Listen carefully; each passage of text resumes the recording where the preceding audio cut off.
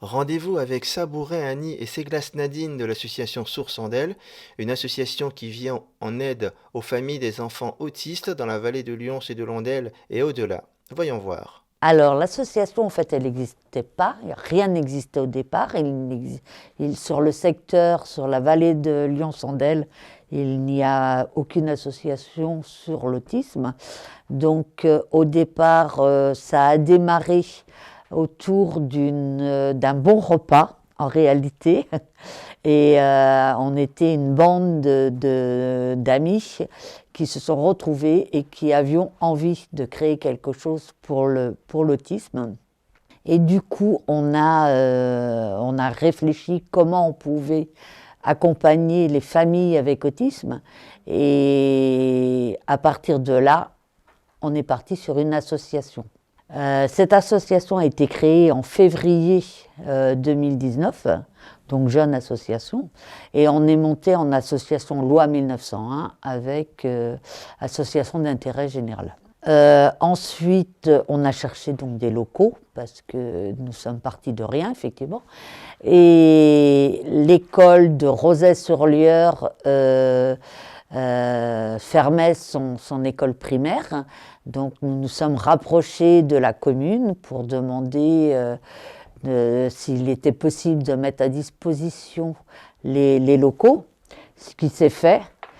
Ils ont trouvé le projet intéressant et pertinent parce qu'il y avait la continuité avec des enfants différents, mais des enfants quand même. Ça signifie qu'en fait, on accueille les parents dans les locaux et les enfants dans une autre bâtisse sur l'école. Et ils sont pris en charge par des éducateurs, des auxiliaires de vie et par des bénévoles de l'association Source en d'elle. Pendant ce temps-là, les parents sont dans le lieu qui s'appelle la cafette.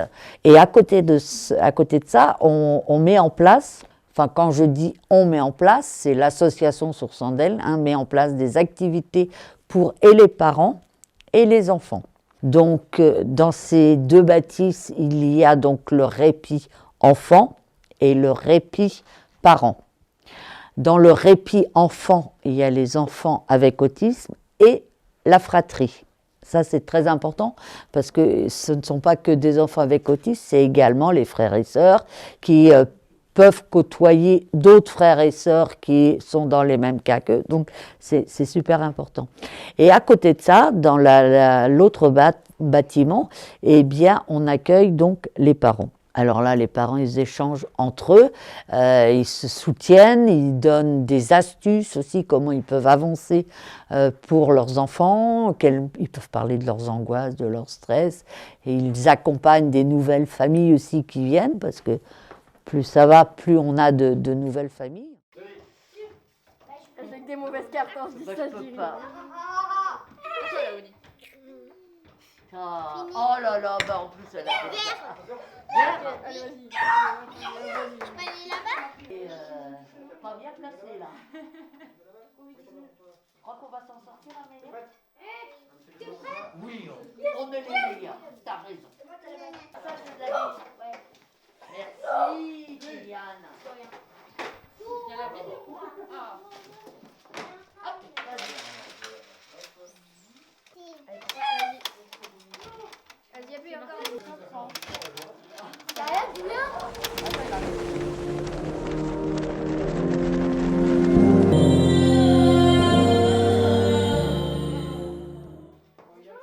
Bon, sinon on va avoir un petit brachibus, même pas.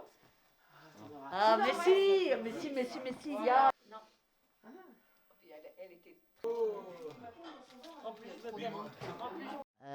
Il y a plein de choses qui se mettent en place et à côté de ça, l'association Source en d'elle ont créé des animations. Donc en ce moment, ce sont des ateliers terre. Donc le matin, quand on ouvre pour les enfants, il y a atelier terre de 9h30 à 10h30 et pour les parents, après, on bascule de 11h à 12h30. C'est l'atelier terre des parents. L'atelier terre, en fait, ce sont de l'art créatif, de l'art thérapie. Ça permet aux enfants de travailler par exemple la motricité fine, là entre autres, parce qu'ils malaxent de la terre, parce qu'ils font des objets, parce qu'ils développent en 3D. Alors ça c'est super important parce que souvent l'enfant commence à créer à plat, et puis petit à petit il commence à monter en volume, et ils font des formes, des objets.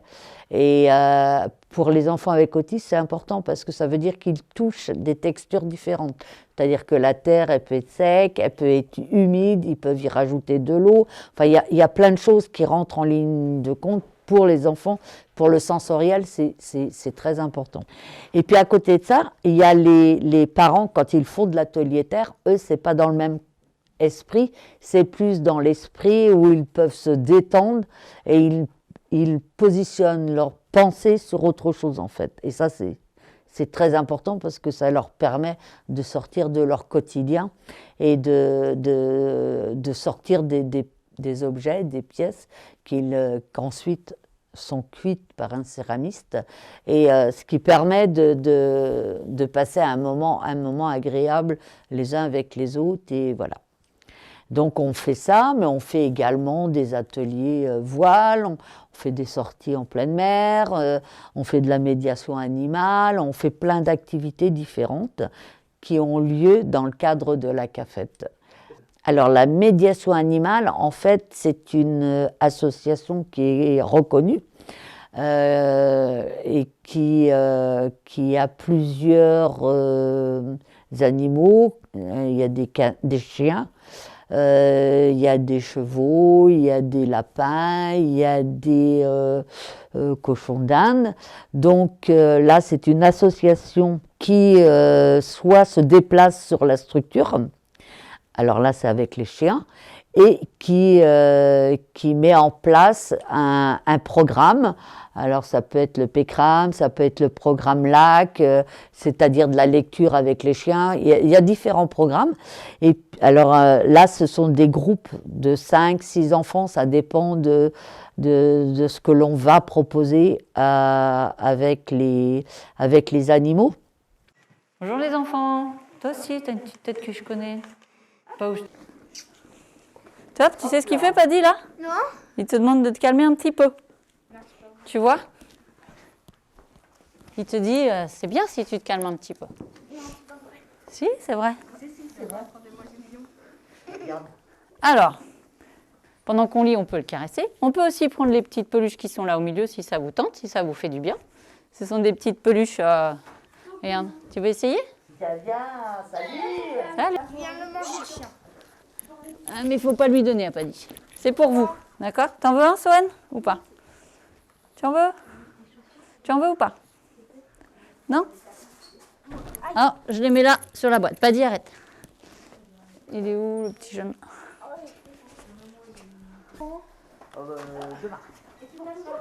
Tiens, viens, mon grand. C'est bon.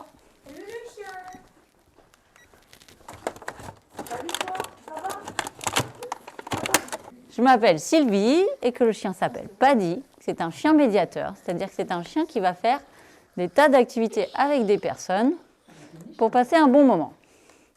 Je vais te faire un petit copain, d'accord? C'est parce qu'en fait, ces familles, elles sont constamment encadrées par du médical. Et c'est peut-être ce qu'elles n'ont pas envie quand elles viennent dans un répit. Elles ont envie d'avoir quelque chose de neutre, de vivre comme vous et moi, d'avoir un quotidien comme vous et moi. Et elles ont envie de sortir de ce carcan qui est toujours le même, qui doit être soit la psychologue, soit l'ergo, soit l'ortho, soit... Et ils ont un petit peu envie de sortir ça, et justement ça, on peut l'offrir avec des connaissances complètement autres, quoi. Alors oui, là, en fait, l'association, donc depuis quelque temps, on travaille sur sur des sensibilisations à la différence. En fait, on a mis en place tout un petit programme à base de vidéos, à base de jeux interactifs, et on va dans les écoles pour faire une petite sensibilisation auprès des enfants. Ça dure à peu près 1 heure pour les CP, 1 heure et demie pour les autres classes. Et l'idée, c'est de présenter la différence visible, ça c'est plus simple, mais également la différence invisible. Et là, c'est plus compliqué.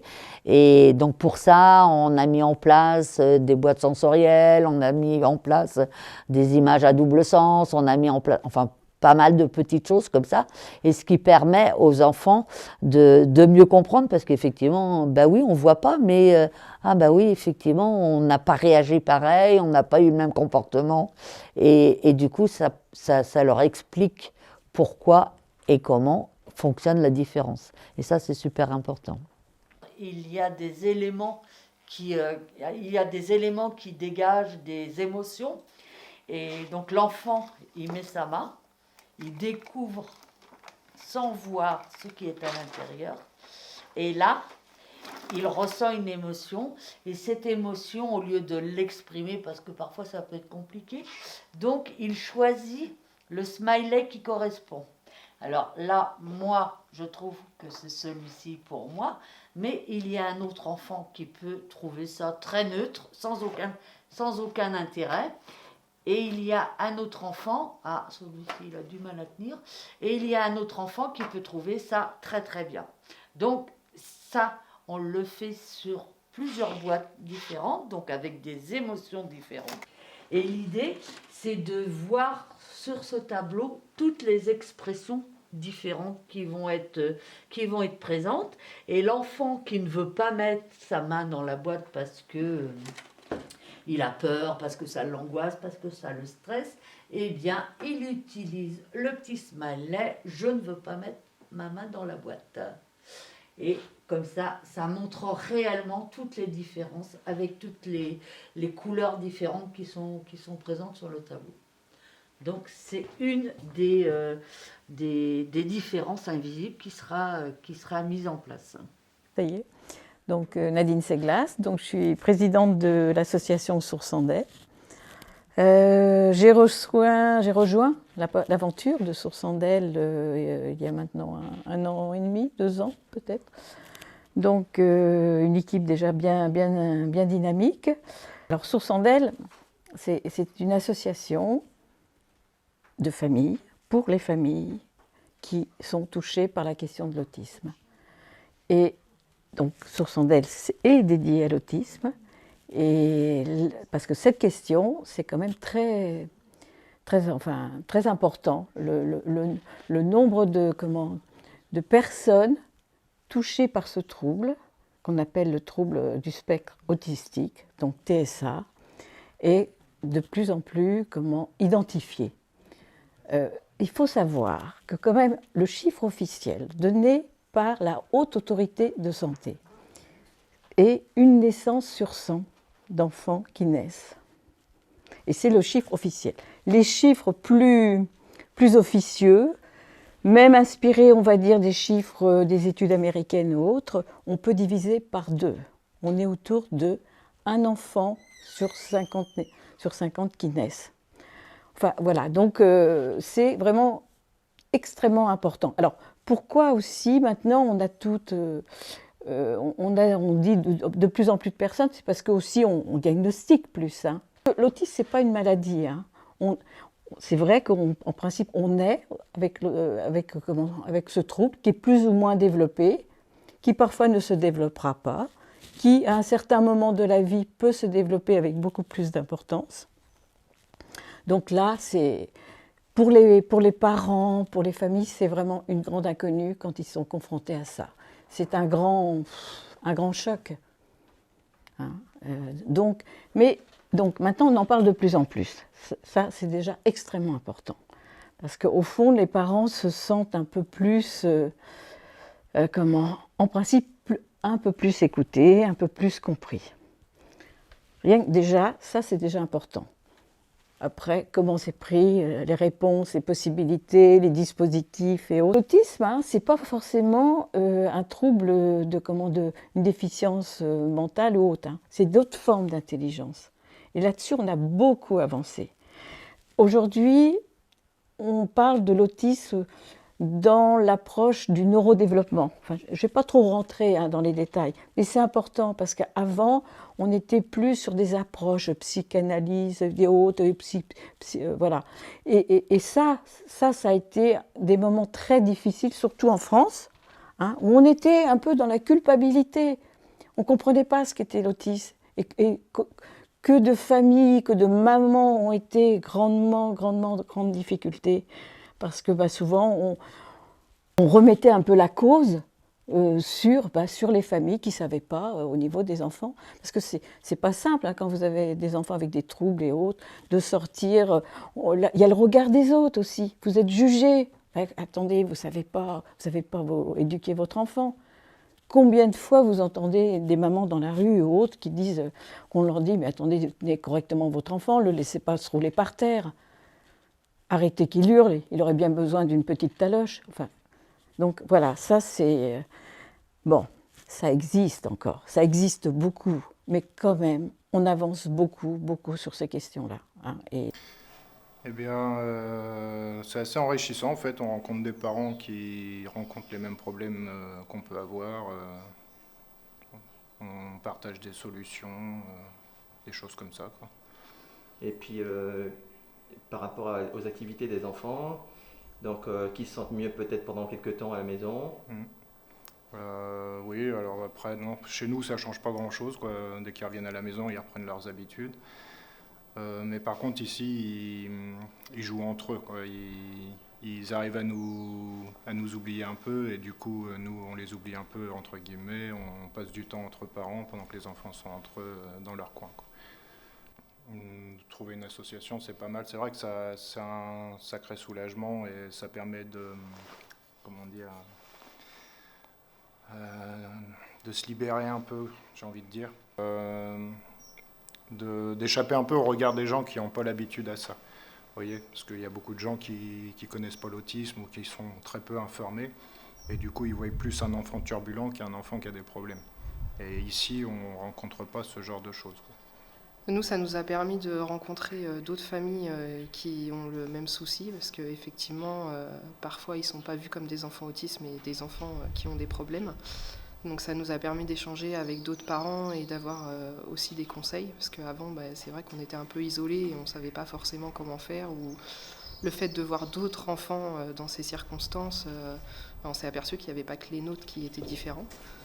Et donc oui, c'est vraiment un plus de pouvoir échanger, notamment avec les professionnels de la structure, mais les parents qui vivent la même chose que nous au quotidien. Alors, quand même, la France, on le dit qu'elle est en retard. Avant, on disait qu'elle est en retard de 40 ans. Maintenant, on va dire 30 ans. Non, mais... hein. Alors, vous avez des pays qui sont beaucoup plus avancés. Vous avez le Canada, qui sont beaucoup plus avancés sur des approches, des méthodes. Bon, les États-Unis aussi, mais le Canada est très bien, hein, très inspirant. Bon, vous avez d'autres pays aussi.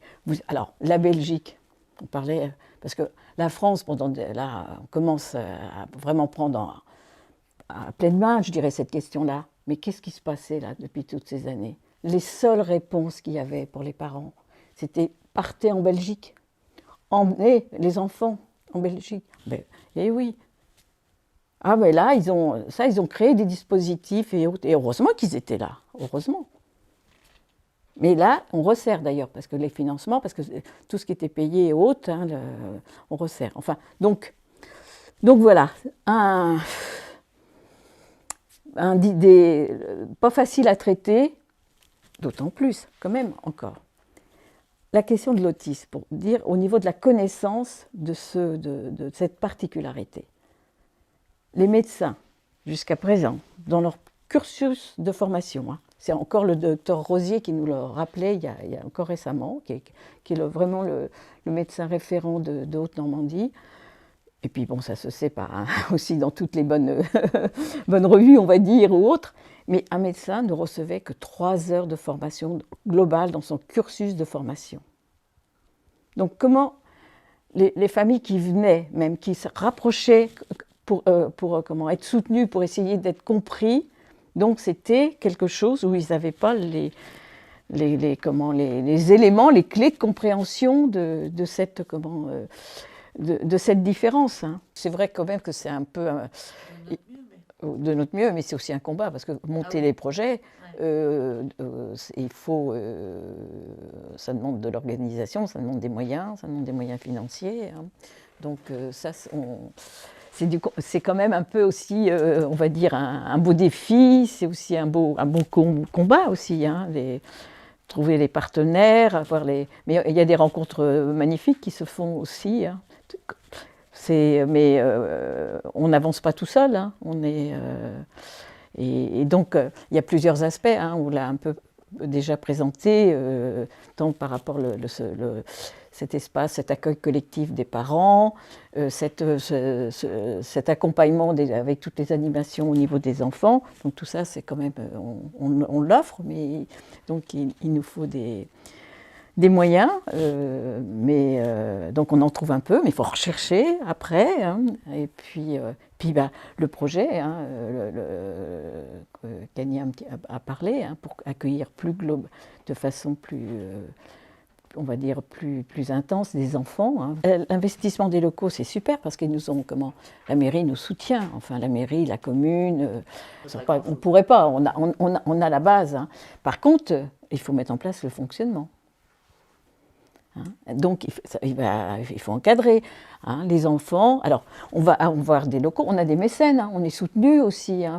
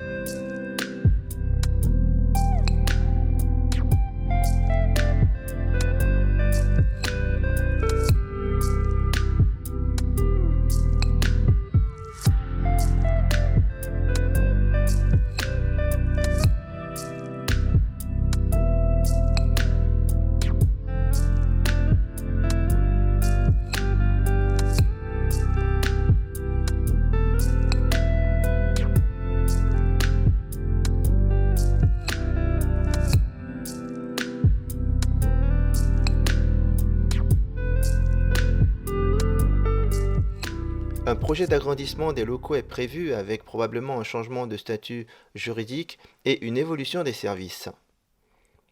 Par rapport à l'accueil, à un accueil qu'on n'a pas, qu'on va définir, on est en train de construire le concept qui est un peu entre l'accueil périscolaire. Hein, oui, on cherche toujours encore on sait vers quoi on veut aller, mais on ne sait pas comment soit l'intituler, soit le positionner juridiquement. Ça encore, on est un peu en recherche, mais on sait vers quoi on veut aller. Et ça, donc un tel dispositif, ça nécessite des compétences, mais surtout nous, ce qu'on souhaiterait, et vraiment c'est ça au niveau de notre association, c'est les qualités, je dirais, l'état d'esprit dans lequel on veut accompagner les parents, le lien avec les familles, le lien avec l'éducation nationale, avec les enseignants. On veut vraiment être une passerelle et être un soutien et être dans... Il y a quand même des mots-clés qui sont très importants pour nous. C'est la bienveillance, c'est la tolérance, c'est respect. Le respect. Ça, c'est quelque chose... L'accompagnement, le soutien. Voilà. Donc, on n'est pas dans une logique médicale. Voilà, donc ça c'est très important. Donc, après, on a en effet le répit parent avec l'animation des enfants. Là, on a pu monter un projet dans le cadre de projets de fonds européens. Donc on est soutenu par le département, par la communauté de communes, par les communes, hein, qui est de plus en plus. Donc là, on a pu mettre en place sur 2 ans la professionnalisation de la structure. Hein. Donc on a des postes, on a embauché deux postes permanents, qui nous permet, en plus de l'accueil collectif, c'est d'assurer des permanences, d'avoir l'accueil en continu des parents qui téléphonent ou autres. Ça, c'est extrêmement important, et donc de leur apporter le soutien qu'ils ont besoin, les orientations, les conseils. Les permanences permettent de traiter en fait un dossier individuel, c'est-à-dire que la famille, parce que la CAFET, lors de la CAFET, il y a tellement d'échanges qu'on peut très peu parler individuellement. On est plus en collectif. Alors que là, les permanences permettent vraiment, pour remplir un dossier MDPH, si la famille a un dossier PCPE ou autre à remplir, et ben là, on travaille là-dessus, on accompagne. Voilà. Et les permanences servent vraiment à ça.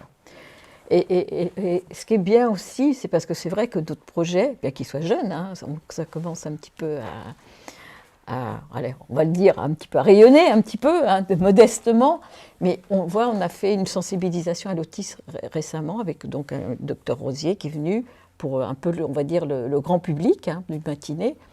Et entre autres, il y a une avocate, hein, qui nous sollicite et qui dit, mais écoutez, moi je suis partante, j'ai envie de faire des permanences à votre association. Donc une avocate de Rouen, hein, qui était juge avant, et qui, pour soutenir les familles, donc là, en février.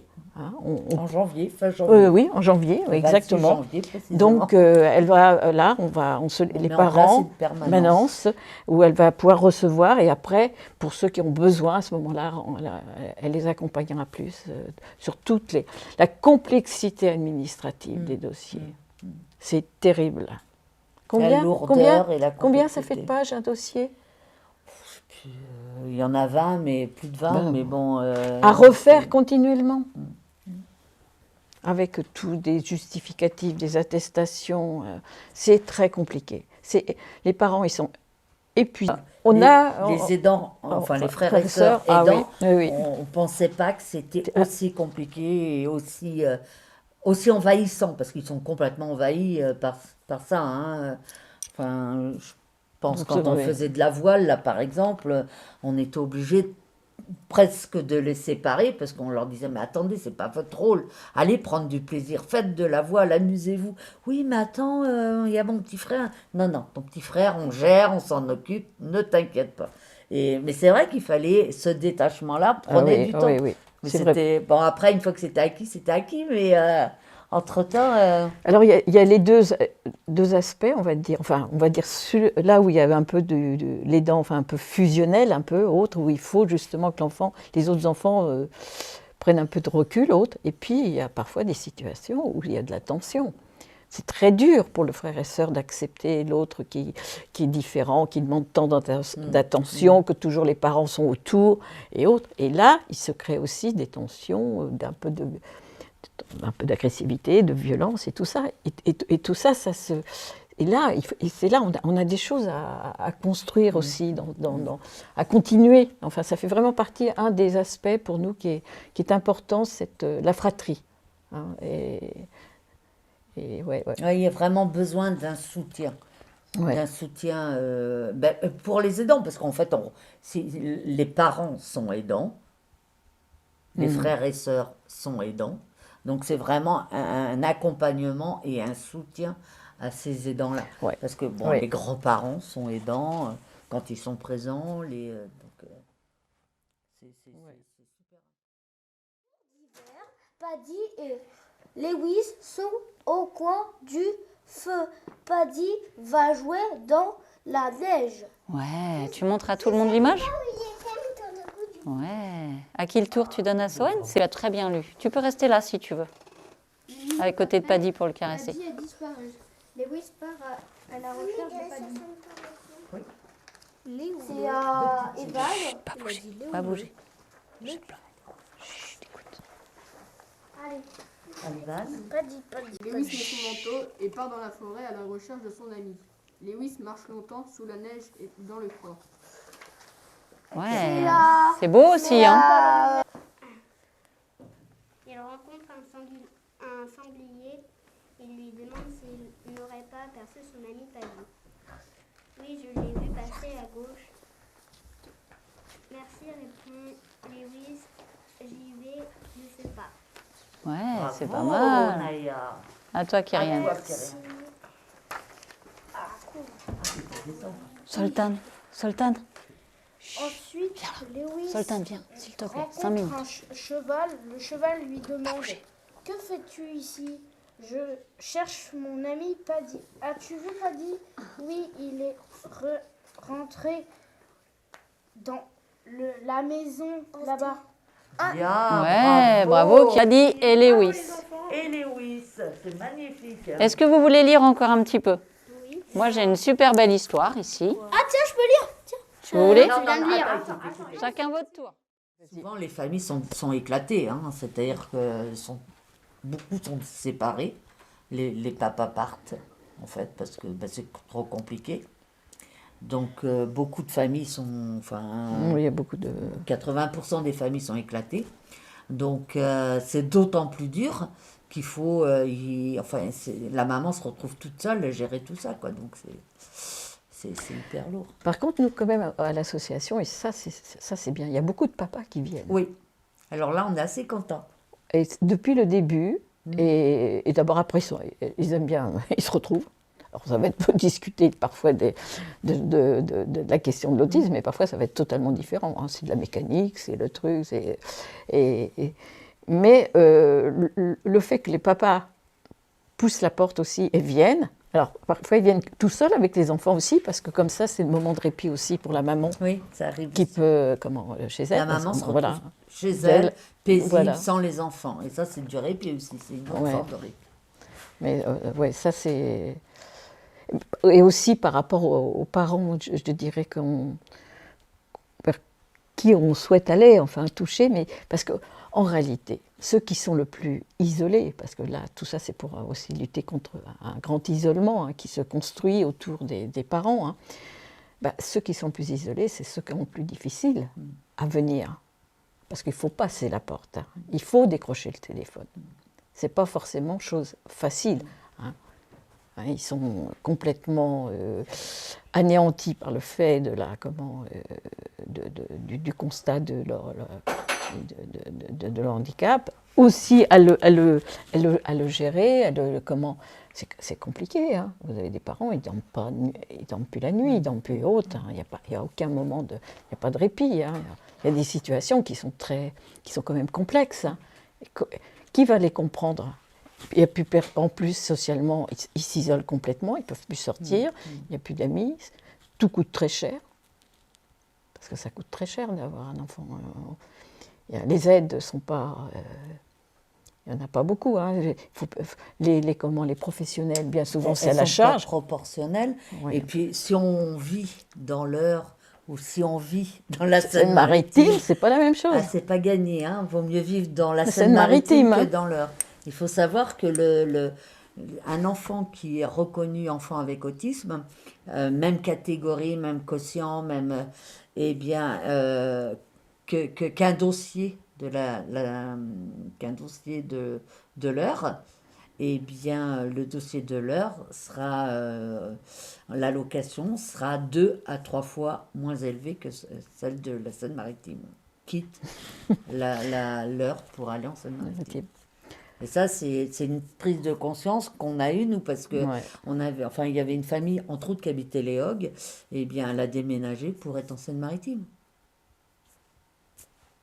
D'accord. Ça c'est du fait du département. Oui, c'est absolument. C'est les politiques du département. Et ça, c'est quelque chose qu'on a découvert aussi parce qu'on ne se rendait pas bien compte. Et en fait, là, on l'a vu parce qu'on reçoit des familles qui viennent de l'Eure et de la Seine-Maritime. Et effectivement, les parents, ils en ont échangé et ils ont dit, oui, mon fils, il est catégorie 3, catégorie 4. Et toi, tu touches ça? Ah ben non, moi, Mais non, je comprends pas pourquoi moi j'ai ça. Et en fait, et après, petit à petit, plus ça a été, plus les parents ont échangé entre eux et ils se sont rendus compte que, oui, c'était effectivement.